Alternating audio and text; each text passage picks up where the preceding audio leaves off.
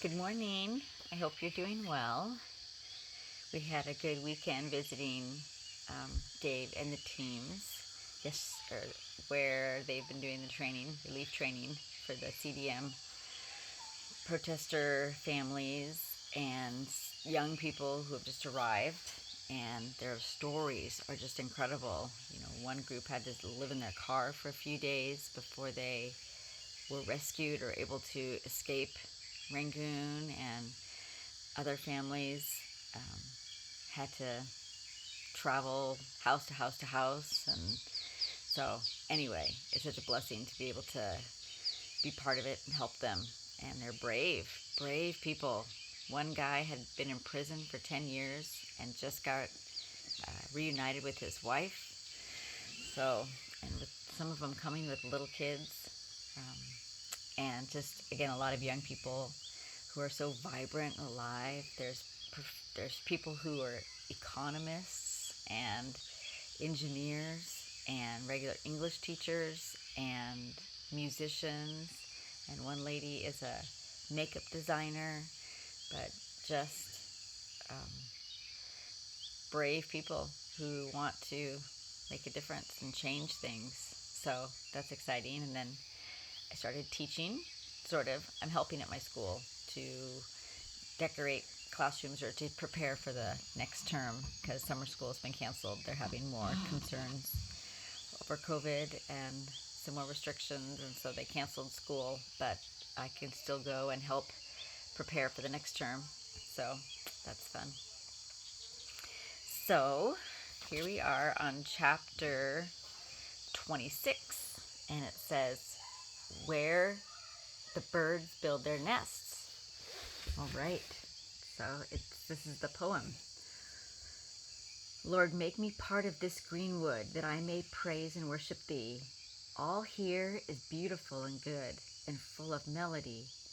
Lord, make me part of this green wood that I may worship thee. O sunlight on the ruddy ground, O moss thou covering charity, O every small thing perfect found, like you I want to be. Like you I would be perfect found. My Father fashioned me. As moves the wind above the wood, and sings rejoicing in each tree, so fill me with thine utmost good, the bliss of harmony. O Father singing through the wood, fill me with harmony. This is by BCO. Anyway, okay, where the birds built their nests. If you hear that in the background, it's Haley. She's back with us. She came back to do finals, and she's excitedly talking to her friends. Anyway, if this that we have told is a thread of our gold cord, and it is, for nothing is more uniting than prayer about guidance, so is our use of the hottest weeks of the year when vigorous life is impossible on the plains. In the South, we have two such seasons, one in April, one in May. We know about that, don't we? Hot season. The other in September, and on till the monsoon breaks about the middle of October. South India is rich in her hill stations, and we all owe much to them and to the welcome of friends there and to their kindness to us. But from time to time of the first converts, to be far from home was not a simple matter. Our kind hostess could welcome a few, but as they increased, it was impossible to take them, and we could not leave them in their loneliness to the devastating temperatures that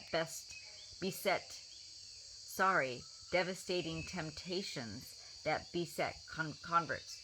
Would a mother desert a sorely troubled child just when its need was greatest? And soon there were little ones too, and Indian sister workers who required change and rest and refreshment as much as we did. What were we to do? We looked up to the Lord, our leader, and then we looked up to the hills that lay near Dohnavur, and the thought came to try these nearer hills. The first trial proved disastrous. Quote, I hear you were carried down in a stretcher. There was more than a hint of, now you will see that it can't be done. But we did not see. It was not the fault of the hills that we had come to grief. So next year we went again. We stayed in a little house that belonged to the forest department.